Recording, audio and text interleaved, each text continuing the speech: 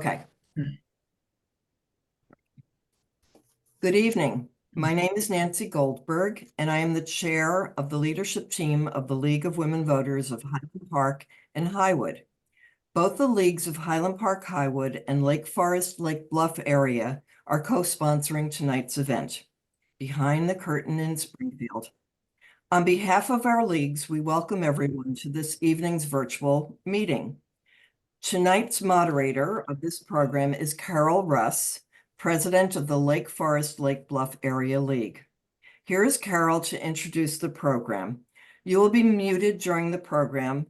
I suggest that you select speaker view on your screen. And the program is being recorded. Thank you. I'm handing it over to Carol. Excellent. Thank you, Nancy, and welcome to everyone, and most especially, particularly, welcome to Representative Bob Morgan of Illinois' 58th District and Senator Julie Morrison of Illinois' 29th District. Very glad to have you here, especially at a time when we don't have the pressures of an imminent election and can have a little bit more of a conversation with each other. So we have some questions for you, and they came from several leagues. It turns out we have a lot of questions about how things work in Springfield. So hopefully we'll get to that. Let's start with some easy housekeeping questions. And Representative Morgan, could you tell us your area? What cities do you represent? All right. Good evening, everyone. Thanks, Carol. Thanks, Nancy. It's great to see a lot of you, many friends that we know very well. I'm the state representative for the 58th District, which in short is about half of Senator Morrison's district. It's all of Deerfield, Highland Park, Lake Forest, Lake Bluff, a little bit, it's all Bannockburn. It's part of North Chicago, Northbrook, River Woods, and Glencoe. It's basically east is the Lake Michigan is my border on the east. The north is part of North Chicago, the Great Lakes Naval Base. On the south is basically Lake Cook Road, more or less, with a little bit of Northbrook and Glencoe. And then the west is basically I-294. Excellent. Senator Morrison, you build on that area? Everything Representative Morgan just said, plus the 57th District, which is Northfield, parts of Northbrook, Prospect Heights, Mount Prospect, a little of Arlington Heights, Wheeling, Buffalo Grove, tiny bit of Des Plaines, and parts of Lincolnshire. So together, 57th and 58th make the 29th, which I'm sure you're all aware of. Always good to hear the right facts. We like that. So can you tell us what committees you're on, and also a little bit more about committees? How do you get on a committee? How do you get selected? Could you start, Senator Morrison? Well, we may be slightly different in the House and Senate on that. So in the Senate, we have the opportunity at the beginning of each session to request which committees we'd like to serve on. And you're asked to sort of number them in your priority. This year, I'm the chairman of the Health and Human Services Committee. I serve on the Environment Committee, the Early Childhood Committee, Environment Committee, and the Veterans Committee. I'm also vice chairman of the Senate Appropriations Committee. Excellent. Yeah, the House is similar. We also, at the beginning of session, every 2 years rather, our committee structure changes a little bit. I think more often we change that than the Senate. Depends a little bit about the size, as the House majority has grown to a point where our committee structure has changed in part to accommodate that. My roles have been pretty consistent over the 3 terms I've been here. Always healthcare focused. I'm the chair of the Healthcare Licensing Committee. I'm the vice chair of the Insurance Committee. I also serve on Human Services Appropriations, Mental Health, and I am missing one. I'm sure I can't remember which one I'm missing, but also chair the working group for firearm safety and reform in the House. So firearm bills. We use a working group process, a little bit different than the Senate. So it's not a formal committee, but it usually dovetails within one or multiple committees. You know, we have caucuses, is what we kind of call our working groups. There is a DCFS working group that I chair, which is bicameral, bipartisan. We also have a Disability and Access Caucus, which I chair, that meets periodically throughout the year on different issues that reflect the concerns all over the state of Illinois. And then a Children's Health Caucus I'm also a chairman of, that brings together various healthcare interests to focus on what is currently concerns in children's health, whether it could be as diverse as housing, food, or it could be literally the medication they're given. And the one I was trying to remember was the Judiciary Criminal Committee. So don't tell them That's that a I big forgot one. about them. It's busy. Okay, then. Well, I know you two could talk for a full hour without any prompts from me, but since we do have some questions, we'd love to take them in order and we'll just wing it from here. Let's move on to bills. Thank you for those answers. Could you please tell us what is the process to get a bill heard on the full floor and then to get it onto the other chamber? And can you flesh it out a little bit? How many bills do you deal with in a given session? How much work is there involved in this? Would you start, please, first, Senator Morrison? There are currently about 9,000 bills active, alive in the General Assembly, more in the House than in the Senate. To get a bill heard and then to moved over, I know a lot of you know the process, but I'll just go through it again. A lot of times an advocacy group or even an individual, or it could be an initiative that I have as the sponsor, will work with a staff attorney to have the concept drafted into statute form. Once the bill has been put in form, in that particular form, it is filed, it's given a number, Senate Bill 100, it's read into the record officially. It will then be heard in an assignments committee where senior level members and staff sort of discern which committee it fits in. Is this an education bill? Is this a public health bill? Where does this go? The bill then will be assigned to that committee. In the Senate, the chairman of the committee has a great deal of, I would say, flexibility as to whether or not and when he or she is going to hear that bill in their committee. A bill that is just crazy, and I don't have a lot of those that have come before me, but things that are just like off the wall, stupid. We're not going to hear that. Okay, go back and keep working on that. You come back when you've got something that makes some sense. Most of the time, 95% of the time, I think it's important to let members have their bills heard in committee, voted up or down, and then they go to the floor for a second. And then third reading is when you stand on the floor and no holds barred. Anybody can ask anything of you as you stand on the floor and try to present your bill and persuade people to vote yes. I will say most of the time, almost every time, you kind of do a little bit of a roll call. So you know in the Senate, you need 30 votes. You're not going to introduce a bill unless you're pretty sure you've got those 30 votes lined up. There's nothing worse than seeing your bill up on the board fail. So we don't like to do that.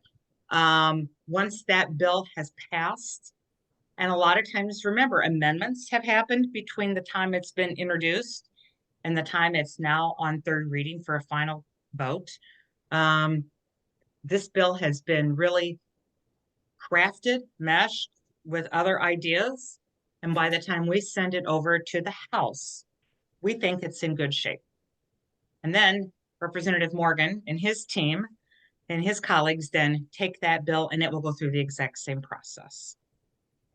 Okay, did you want to add some comments to that, Representative Morgan? Are we good? There's always a bunch of procedural elements to all of that, and almost every bill is going to be amended at some point. Very rarely does a bill get all the way through and no word or punctuation or concepts change. So it's pretty common to have that evolve over time.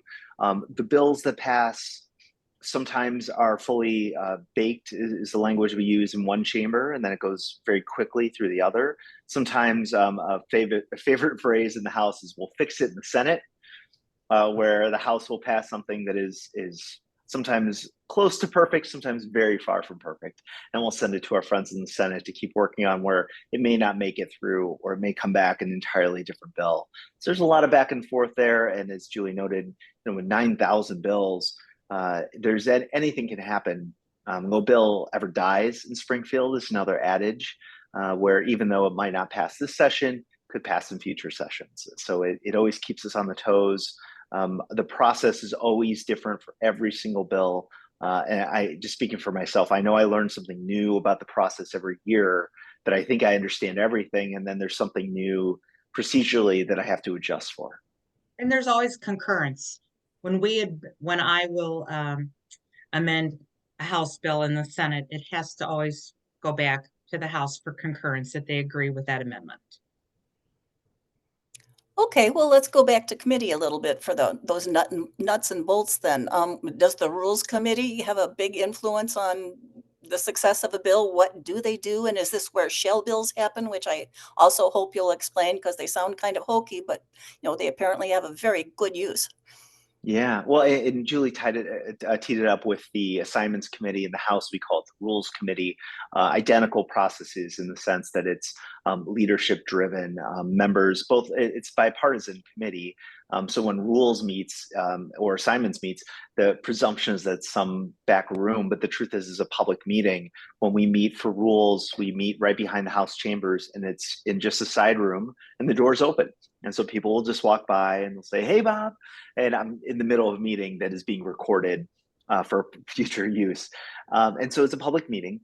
That does dictate which committee it goes to, but as Julie alluded to, really the determining factor of whether a bill is going to have a life in the future is the committee chair. Building a consensus amongst the committee members is always very important.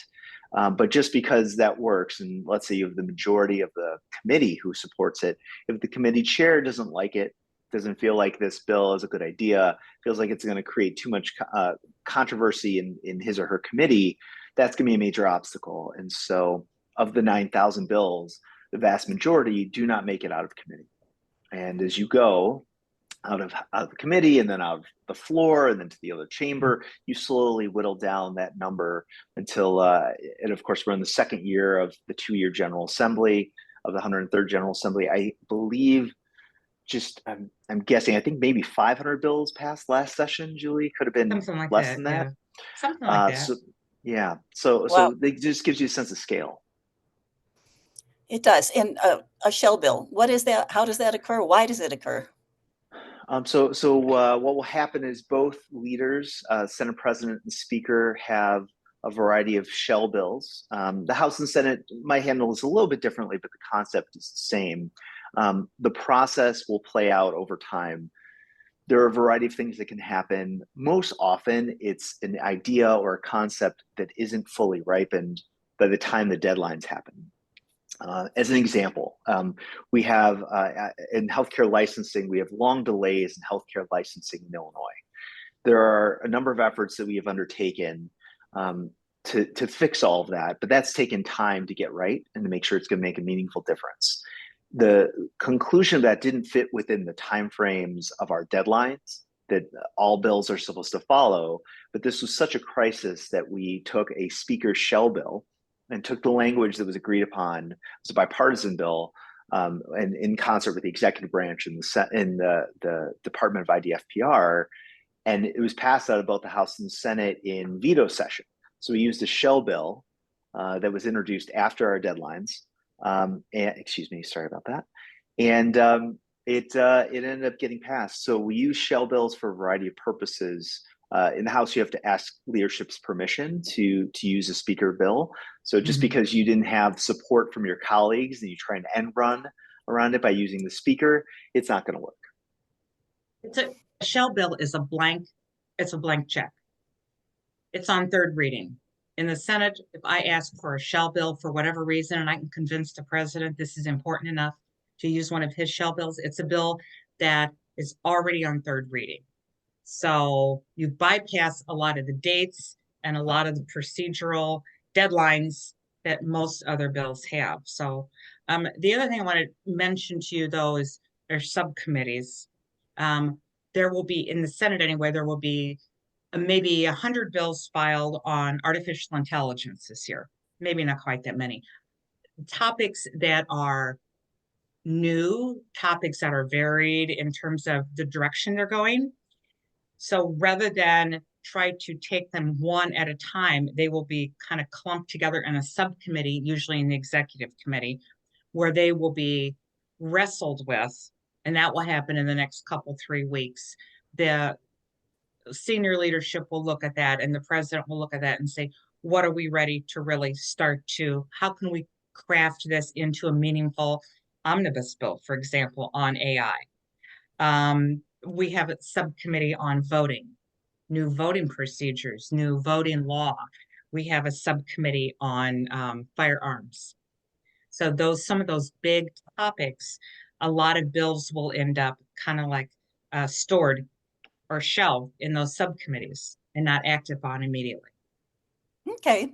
All right. Well, we do have some more questions, and I will apologize in advance that some of them are multi-part questions. I'm sure you're up to it, but I also wanted to say to the folks listening that we do have the chat open. We're hoping to get some live questions too, in addition to the questions that we collected in writing in advance.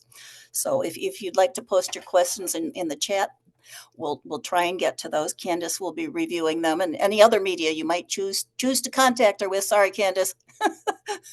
She will field all those questions for us. So in the meantime, we'll continue here. So here's another question. We're going out of committee now and back onto the floor. Do you make impassioned speeches? What really happens? What do you do to assure bills pass through and go on to the next chamber? What can you do at that point when the bill is on the floor? I know you've touched on this a little bit, but let's take it on its own merit right now. Would you like to start, Senator Morrison?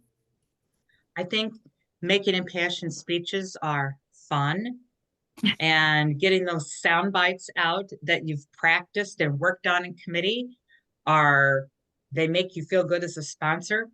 But what really gets it across the finish line is having your roll call worked, knowing where your votes are, anticipating the opposition's questions, and you get a lot of those same questions that have come up in committee. So you kind of want to make notes. Oh, the Republicans didn't like this about my bill. They're going to probably ask me that. Being prepared for those spontaneous questions, I think, really help. And developing a coalition. So when I've got a bill that's going to be on third reading, I want to reach out to all the advocates, all the organizations that have flipped in support, that have come to me, that have been very forward thinking and saying, I support your bill. I want to help you pass it. That's when you try to activate those. That's when I try to activate my advocates to work the floor, if you would, and reach out to all of those legislators who might be on the fence, who I'm not sure are yeses. Yeah, Julie nailed it. You'll see people give really long speeches. It very rarely impacts the outcome. It really is a relationship game. It is the raw numbers of the people that support your idea or oppose your idea. Very rarely does a speech bring more support. More often than not, actually, if you go too long and you start pontificating a lot, you're going to lose votes. So it's really important to be aware of your surroundings and your time, and it's better to just give the key points, describe your bill, and move forward. Okay, so when you're on the floor, Representative Morgan, you have to be aware of who it is that you might tip and how that might be. Is it the same kind of discussion that happens in committee, or is it a microcosm of what happens on the floor? Or is it a different kind of discussion in committee? It depends. It depends. Plenty of times what does happen, like Julie said, is it's a discussion or an issue or some element of the bill that somebody either wants to get clarification on that you discussed in committee. So somebody asks the question so that it's on the record and the entire House or Senate hears it. Sometimes it's somebody who doesn't understand the bill because they were not in committee. And so they'll hear Representative Morgan talking about pensions, and this person may not serve on pensions, but they ask a random question. We also have a lot of legislators, primarily in the minority party, who will try and have gotcha questions. And again, my earlier point of that rarely impacts the vote totals of the outcome of the bill, but you're always mindful of who is asking the question. And again, the only real priority is just making sure the bill passes. Doesn't matter if somebody is picking away your bill and makes you uncomfortable or says something demeaning to you as a legislator. You just got to move on because the whole point is passing the bill. Okay, so Representative Morgan, you've done a fantastic job getting your bill out of committee and onto the floor, and you've gotten a resounding yes vote. And then it goes to the other chamber, and suddenly things happen, amendments are made, and we don't know what's going on. What happens? Why does that happen? Yeah, that actually happens quite a bit. And Julie and I actually, we trade bills a lot for a variety of reasons. Our districts are identical. My issue is Julie's issue, Julie's issue is my issue. So we oftentimes have each other's bills in one chamber or the other. We'll pre-file for each other's bills. And issues might come up in the Senate that didn't come up in the House. And Julie, as the sponsor in the Senate, it's totally her discretion to make sure she does what she needs to do to pass the bill. Or sometimes it doesn't matter what Julie might want to do, the opposition might be so strong. So it really doesn't matter how much, it matters how much prep you do in the first chamber. That's always helpful, but you can't control the other chamber. This is a lesson that I think everybody deals with eventually, which is they work so hard on this bill, they pass it out of their first chamber. And then the second chamber, they're just different political issues, different questions, different opposition that comes up that never came up at all during the first part of that. And so you have to accept that and just trust in your partner in the other chamber to know that they're going to do the best they can. I mean, if you're going to amend a bill, if I'm going to amend Representative Morgan's bill that he sent to me, it is not just common courtesy. It's good form to call and say, Bob, I've got a problem with your bill over here. How are you okay with me amending it this way? Why would I do it otherwise? Because I have to send it back to him for concurrence.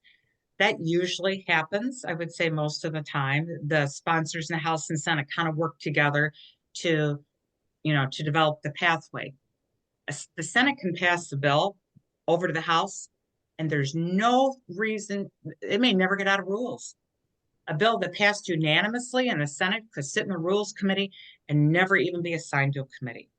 Because for whatever reason, the speaker might feel that there's some toxicity for some of his members, that he doesn't want them to have to take a vote on it right now, or there may be other reasons, and vice versa. It happens in both houses like that.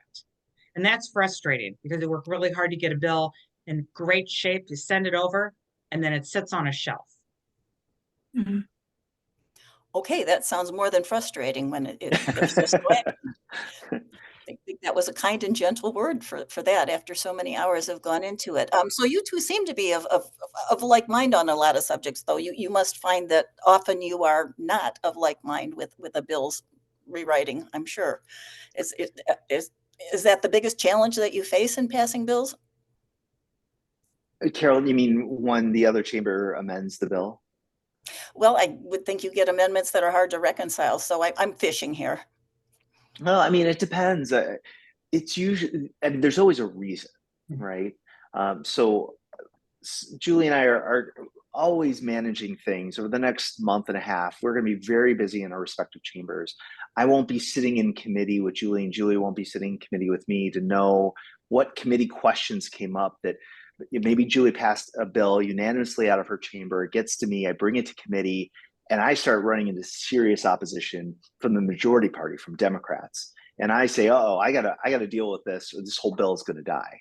And I'm gonna do what I need to do to come up with what's the resolution. And like Julie mentioned, it's incumbent on me, if I'm doing my job, to keep Julie in her office aware of that, to make sure that that's acceptable. Because both of us actually, and I'm sure this happens a lot, sometimes we get back, hey, if you don't change the bill to this, it's gonna die.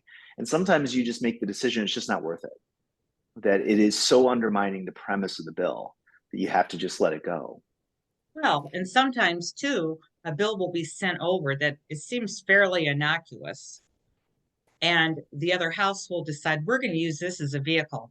We've got something, we're going to basically steal this bill. We're going to rip it out, gut and replace, and send it back over to the original house with something very different. And they're going to have to concur with it. Now you're in a position where I think those are the most volatile, hard bills to deal with. Because I'll call the House sponsor, what'd you do to my bill? It wasn't a bad bill. What did you guys do? Why did you gut it? Well, we needed a vehicle. We had run out of time. Your bill was amending the right code in the statute, and so we decided just to use it. Those are not fun moments. No. Well, next question. You've worked very hard. You've cooperated with each other, communicated with each other, coordinated with each other. You've got it passed in both chambers, and then the executive branch gets it. Oh my gosh. So what happens there? Is that a gimme? How does that evolve? Bob, why don't you start on that one? Sure. More often than not, especially at the moment when we have Democratic majority in the House, Senate, and the governor's office, more often than not, there's no friction there.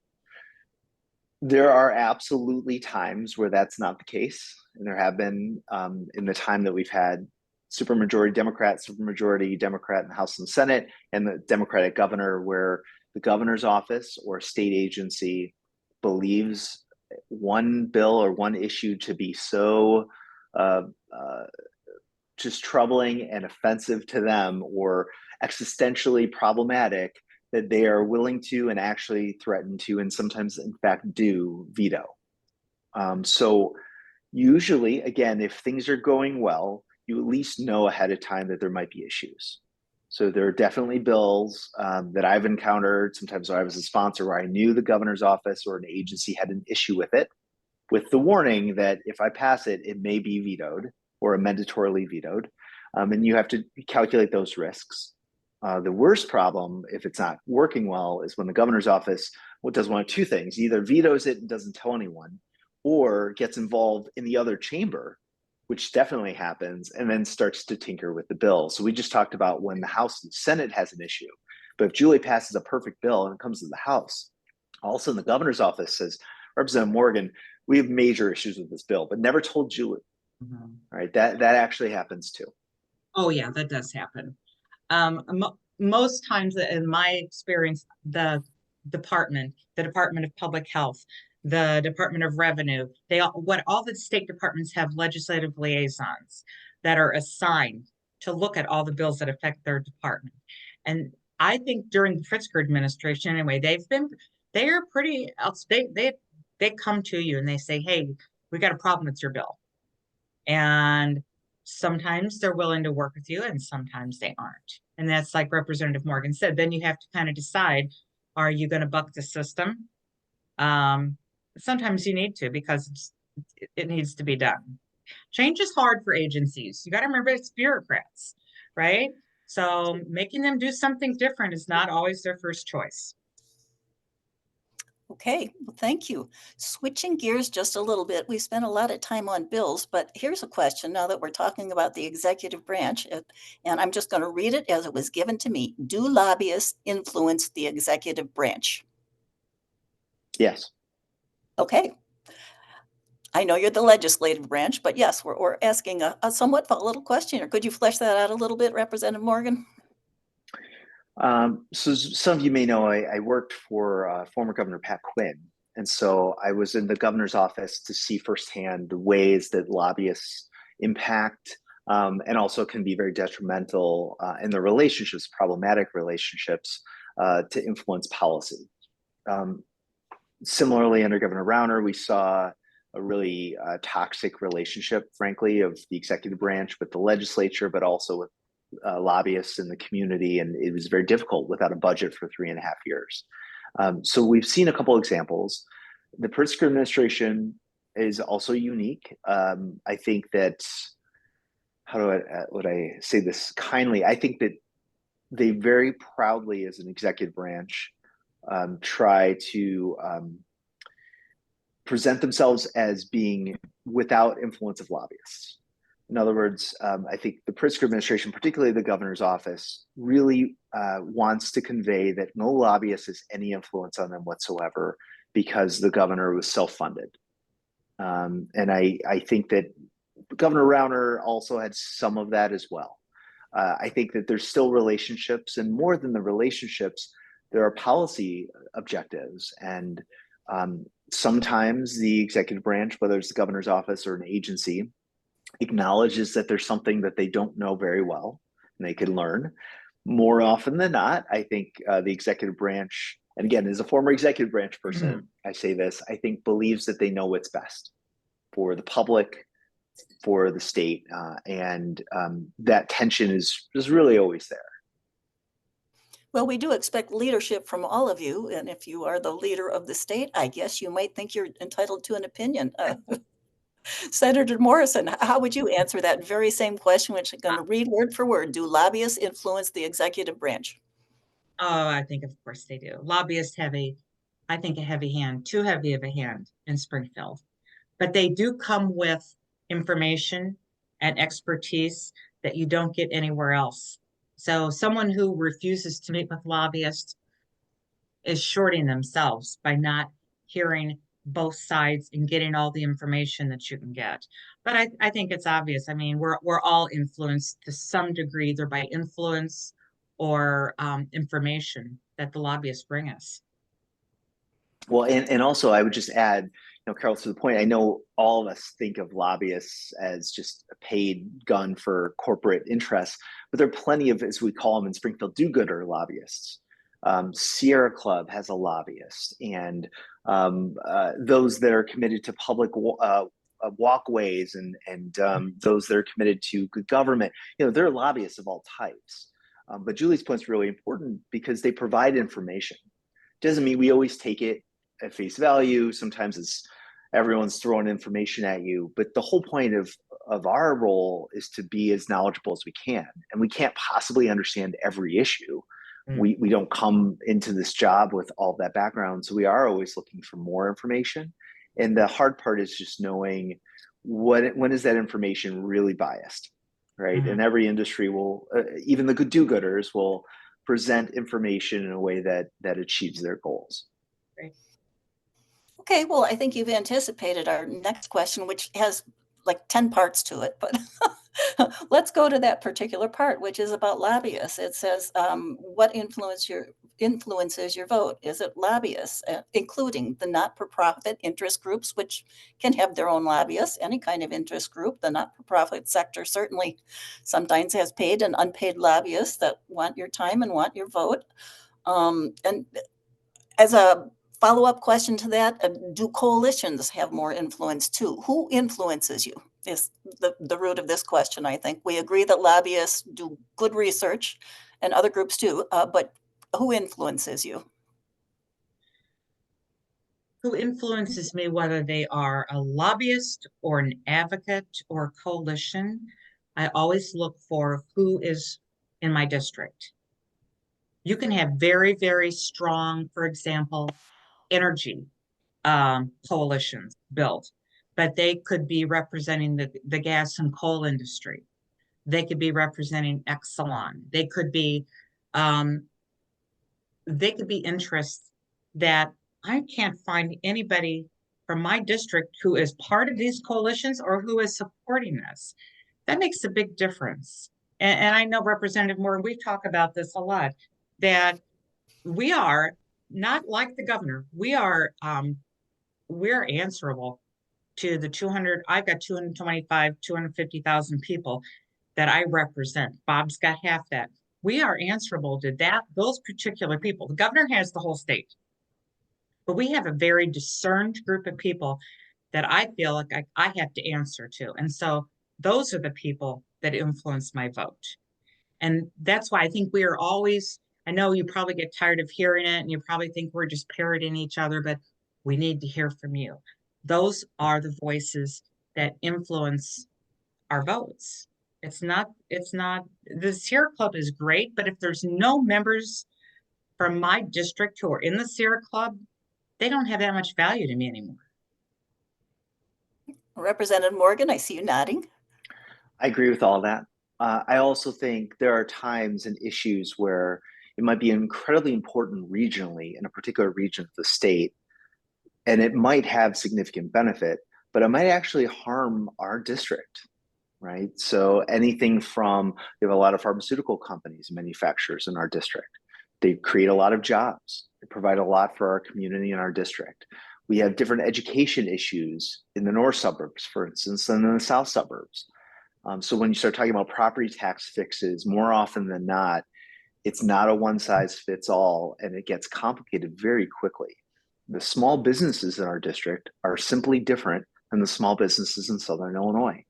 And you go on. And I think that's the hard part sometimes, where we all on average issue, if there's something that's really going to help Southern Illinois, let's say East St. Louis is going to get benefited by a bill, and an environmental issue, Julie and I, we're going to be supportive of that because it doesn't impact us. But sometimes it does. Sometimes that's a diversion of resources. Sometimes it's creating an environmental rule that might negatively impact our environment. And so those are the hard times where it might really benefit a particular part of the state and a particular element that we're indifferent to. And normally that means we'll go along with it. However, our job first and foremost is to listen to the district, and that's not always consistent. Okay, thank you. This question makes me smile. I'm just going to read it as it's written. Representative Morgan, do you do your own research? I do. We both have staff. So sometimes I will task my staff with doing work and research. Sometimes I'll do that research myself. Sometimes we do it in concert. Speaker staff, Senate President staff, there are lawyers and communications folks and employees whose sole job is to do research on what are other states doing on this issue? What has the state of Illinois looked to do in the past? Why does a particular tax look the way that it does? What's the legislative history? But when I can, I always try and do my own research, even if it's just a synthesis that my staff pulled together. For all the reasons we already talked about, I need to be able to articulate in committee. I can't sit in committee and have staffers answer every question that comes at me. I need to understand my bill. And the best way to do that is really to understand and do my own research. Senator Morrison, your own research? I don't sit and read statutes. I don't. I do a lot of what Bob just said. I also will, there are national organizations, the National Council of State Legislatures, the Council of State Governments, who have additional research staff that I find are really good. Talk to states that have already been through some of the challenges we might be trying to fix in Illinois.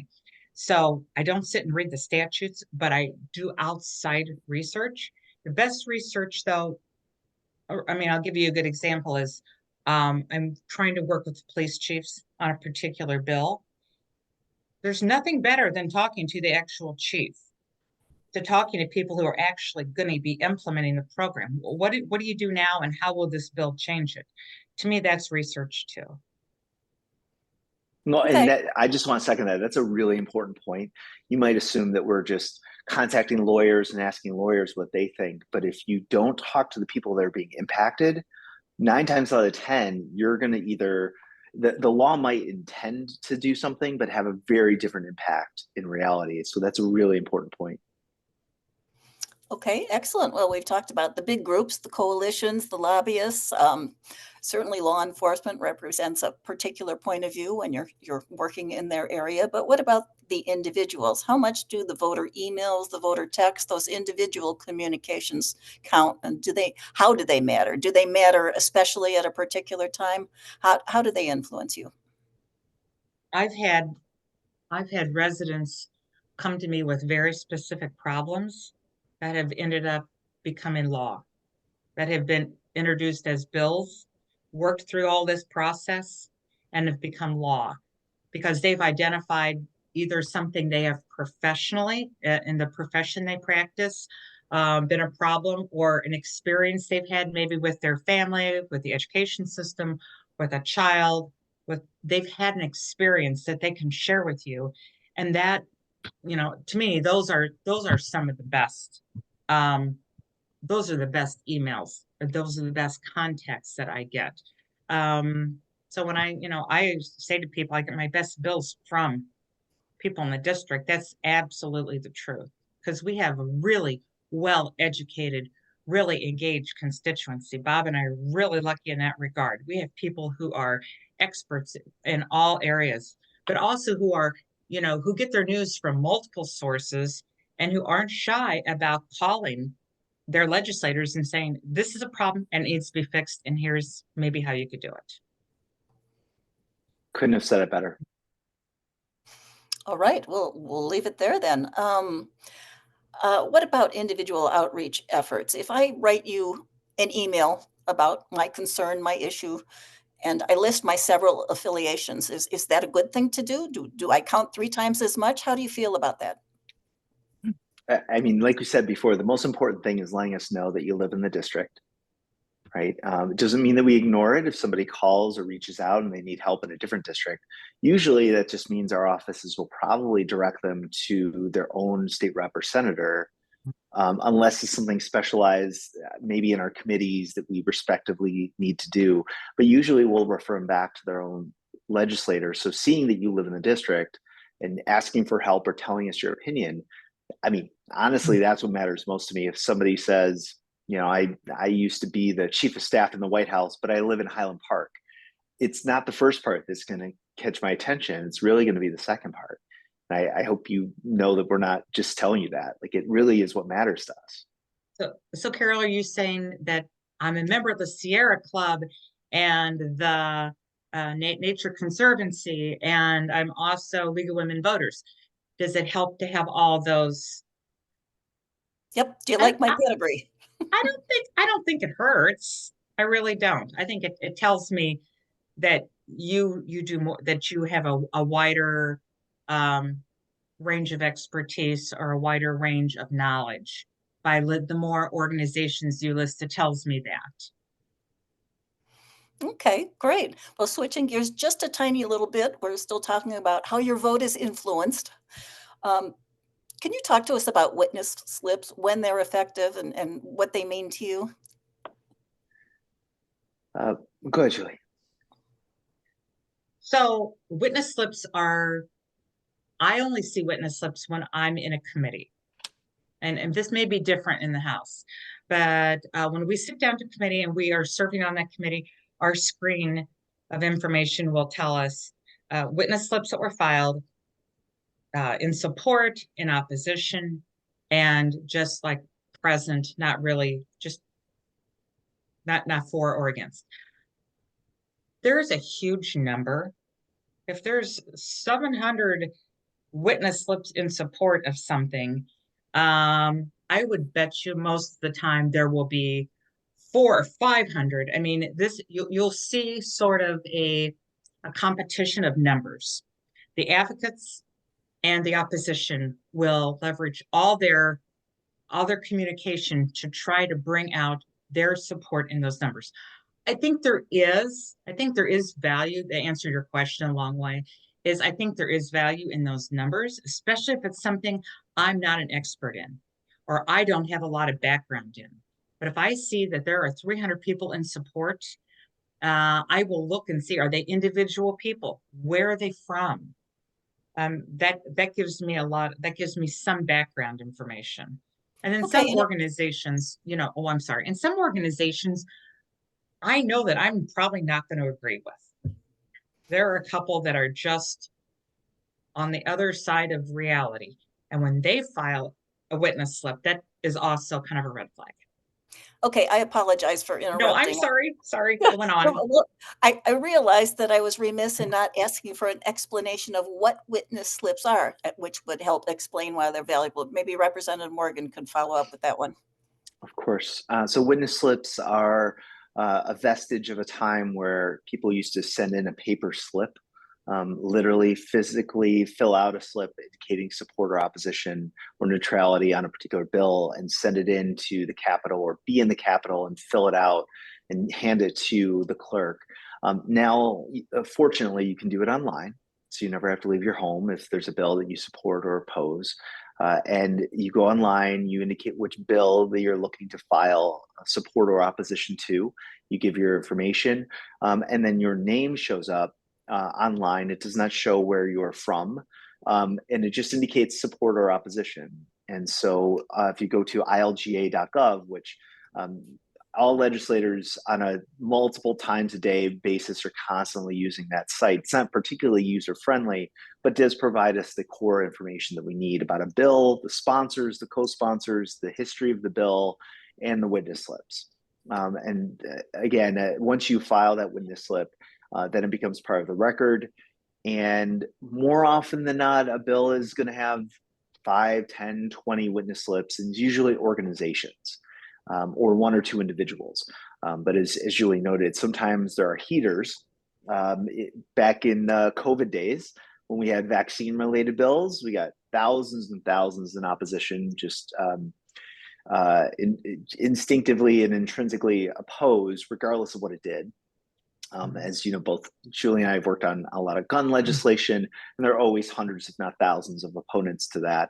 But I know, and Julie knows, and you know, most of those individuals are not from our district. And so does that impact the vote? No, it doesn't. Okay, thank you. Switching gears just a little bit, we have a lot of league members watching. So how can an organization like the league be most influential? We have specific legislation that's compatible with our goals. How can we be most influential with you?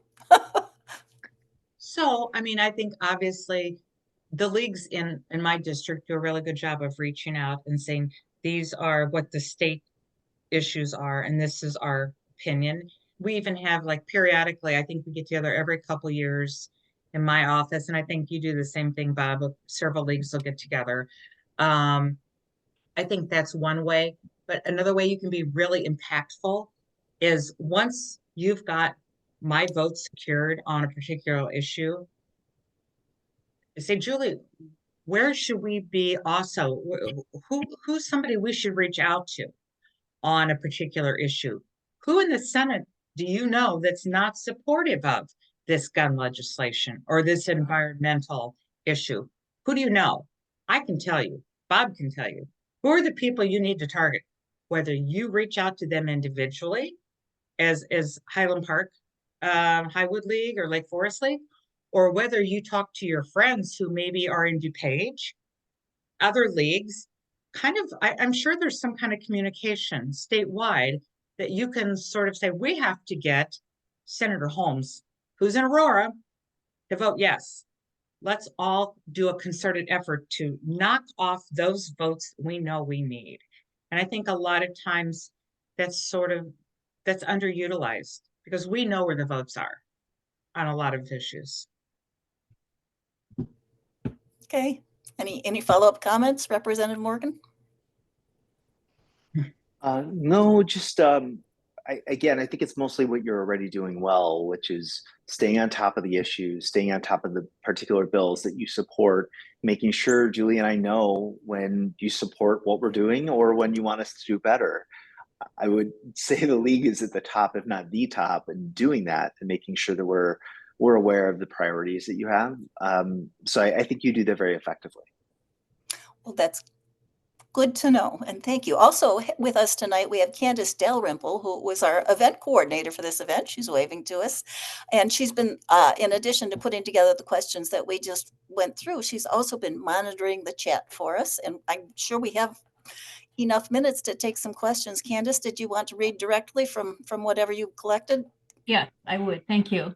One I think has already been answered, which is from Gail Taxi of our local group, wanting to know when constituents sign witness slips to support their efforts, how does that affect you? So I think we've had a pretty good conversation about that. We also have a message from Paul Frank, Lake County Board Member in the 11th District, who says, Representatives Morgan, Senator Morrison, thank you both for investing state funding in the stormwater relief projects and for supporting the Lake County Stormwater Management Commission. Statement of gratitude. Can you talk, please, about issues that are bipartisan and how difficult it is to get things done across party lines? Thank you. In either one, if either one of you wants to. Well, we both really want to respond to that one. But I'll start. Okay. You know, there are still politics. There are still two parties, and everybody in Springfield wants a win. And you have to find a way, if you're going to have a bipartisan support, you have to craft a bill that no one is going to be a loser on. And to me, that's how and then also having respect for the other side. I think in the last 10, 20 years, there's been a great deal of disrespect that's grown up between the Republicans and the Democrats. There isn't that mutual respect that hey, I had the same number of people, I represent the same number of people here that somebody in Champaign does. The same number of people look to me for answers and for my work. I don't think we have developed a respect again of that. And the same thing I think can be said of downstate and suburban or Chicago people.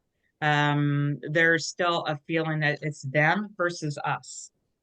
And we have to work past that. You have to let everybody be a winner. And that's when you get a good bipartisan bill, is when you don't take away from somebody else, you add them in and show them where the value of their vote is and how it helps their district.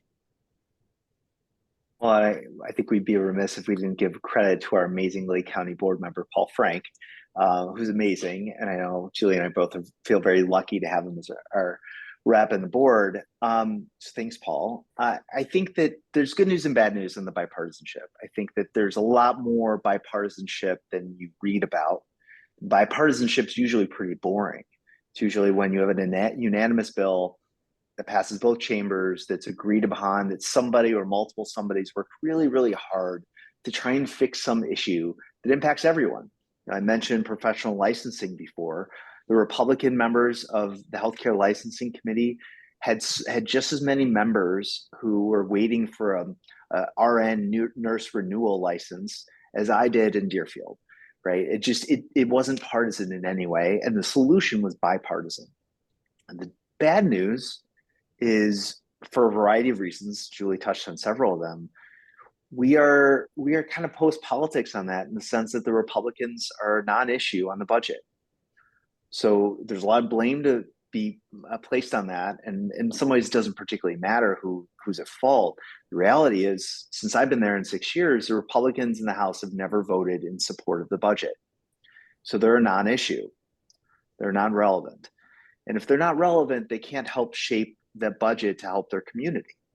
Now, again, that's mostly bad for a Republican. The flip side is the budget still divides it. Maybe it's not equal, but significant amount of resources to rural Republican areas in the state of Illinois. We don't pass a budget where money only goes to Democratic areas. It's not the way it works. It really is a statewide budget. Put a ton of money into agricultural and rural issues, ton of money into the Department of Corrections, of which all those facilities are in Republican areas, creating Republican jobs, right? So I'm not trying to make it partisan, and yet it is partisan in many ways. And so it has an impact. And I think when we can, I think Julie's done this her whole term, which is amazing. She showed a lot of bipartisanship in the Senate. I know I hear about that a lot from people who look to Julie as a leader in the House and Senate, and I think there's some members in the House that emulate that too. And when we can be bipartisan, I think it usually creates a better bill, and partisanship exists. I'm going to give you a good example of something right now, current this week, that's going on, that's bipartisan in the Senate. We have all these bills. We have hundreds of bills. And so the Republicans and the Democrats staffs have looked at all these bills that are going to be on third reading, and rather than have each individual senator stand up and make their presentation, and these are all agreed bills, no one has a problem with them, we are developing a list of about 100 or 150 bills that we're calling the agreed bill list. They will be presented by the Senate president, I think. They'll read all the numbers at once, and there will be one vote. It's an expedited way to handle, and also I think shows some deference for both parties. And it's a really good example of working together on those things that we can. Okay, Candace, do we have another question? Yes, we do. We have two, actually, and I think that might just be enough time to get through them, but I want to try to make sure we don't go over the time we asked you to give to us. We know how busy you are.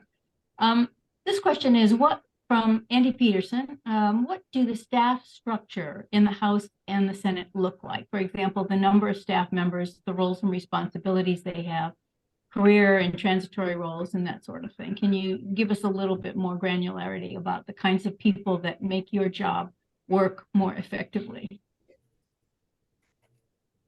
I'll start. So there are district staff, and then there are Springfield staff. In district, personally, I have 2.5 staffers. I have one who's part-time, one who deals with my legislative, one who deals with my outreach and policy, and then a floater who's part-time. And that is out of my Highwood office, again, all within Julie's district as well, as I'm only half geographically. And then in Springfield, we have a variety of staffers all the time. We have committee staff, we have legal staff, communication staff, policy staff, security staff, everybody, clerical staff, you have everything. And that staff usually works for either the minority leader or the majority leader. And they're not individually assigned to a person. They're usually several or a large group of individuals. And we all work together on that. There are also nonpartisan staff. There are staffers who draft the legislation. They're nonpartisan. So both the Democrats and Republicans and lobbyists and associations, when they have a bill that they want drafted, they go to the same place.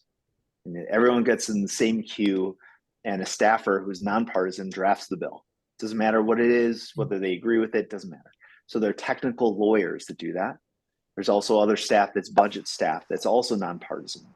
And then, of course, all the executive branch stuff. So there's a lot of staff. Yeah, sounds like it. We do a little bit differently. I have 1.5 staff in my district office. And because that's where the constituent work happens, that's what their main response is. They track the legislation, but that's not their main job. I have a legislative assistant. I have one woman who works directly for me and only me. And she works to help me coordinate the process, all these processes of all these bills. She clerks the committee for Health and Human Services. Our staff is divided into budget and policy, where you will have an individual. A lot of times they're I don't want to say kids, but they're in their 20s, maybe early 30s. These are early careers for them that will staff, like say, the Department of Children and Family Services. They'll do the policy part of it, the changes that affect policy, but they'll also be responsible for the budget, crafting the Senate budget for DCFS. So they really walk away from this experience as kind of subject matter experts if they stay for 2 or 3 years, which is great. But then once they become really valuable and really good and really know their stuff, a lot of times they'll go into the private sector or they'll move to the governor's office or someplace else.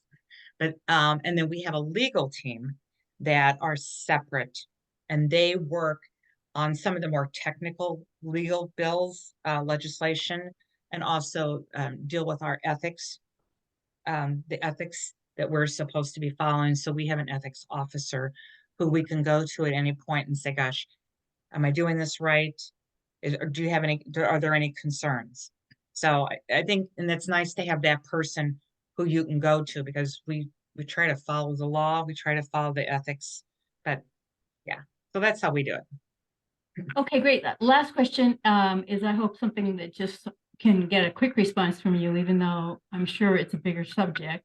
What is the best way for voters to be able to stay abreast of what's going on in Springfield, especially in the age of the lack of local newspapers that we're all suffering from?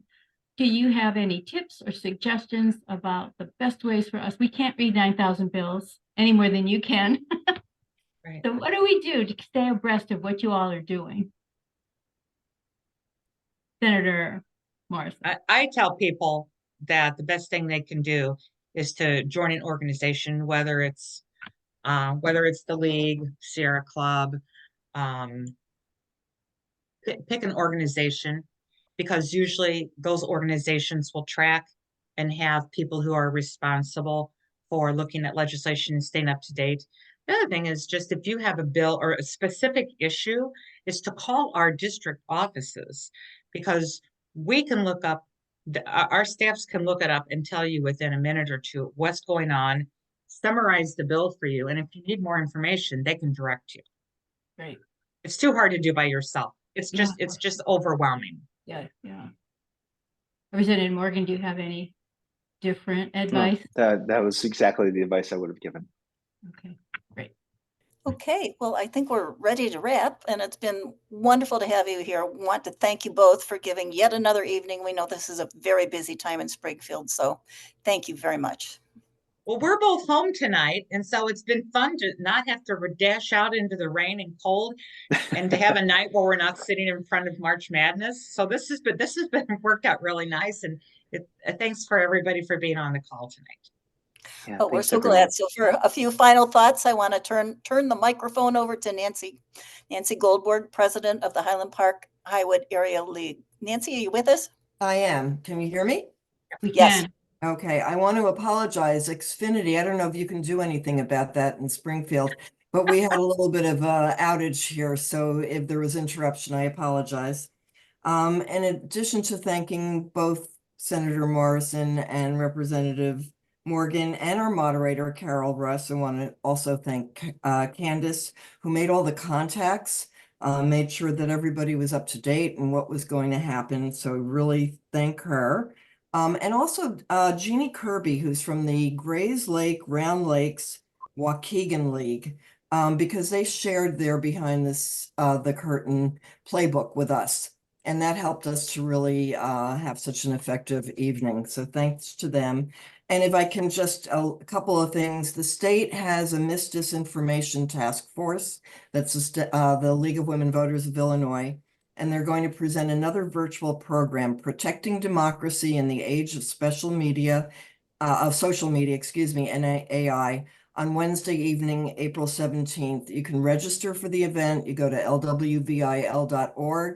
And there is, under Issues and Advocacy, Fight Disinformation. I think it's the last program was excellent, so I really recommend that. And then our league is also going to have a program on immigration and asylum status process on May 15th. So thank you everyone for being here. Thank you to our legislative leaders. Thank you.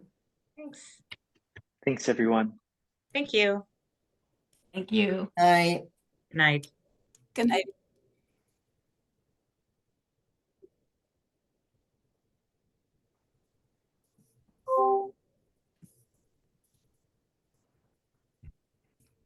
Thank you, Carol. There you People are, are Nancy. hanging up. So just thank you, Carol. That was great. Yeah, that was a wonderful job. Thank you so much. Oh, you're very welcome. Wonderful questions. I learned a lot. I hope everybody did. Yeah, Very For much so.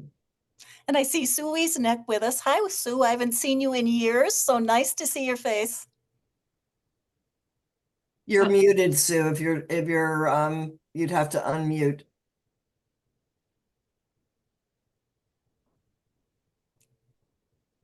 Not happening.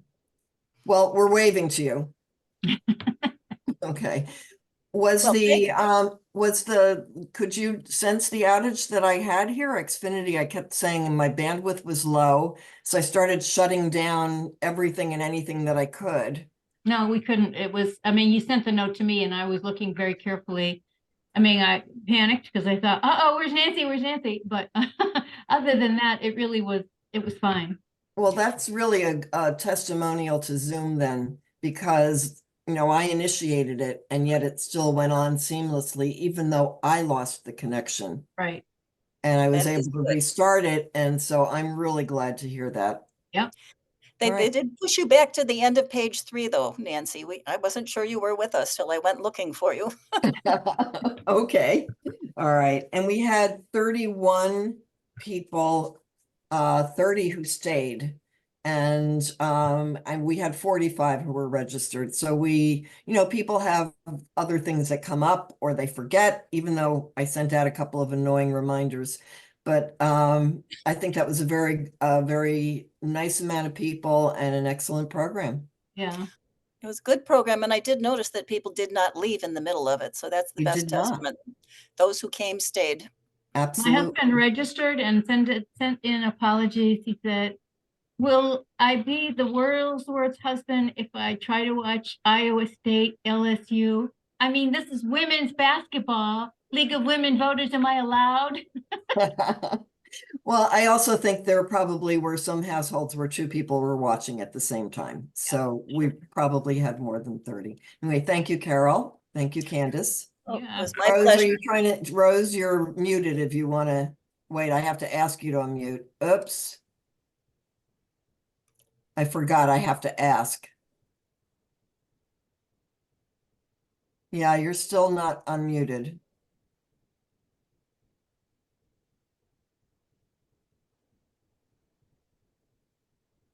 Oh, well. Okay. Thank you, ladies. All right, good night then. Good Bye. night.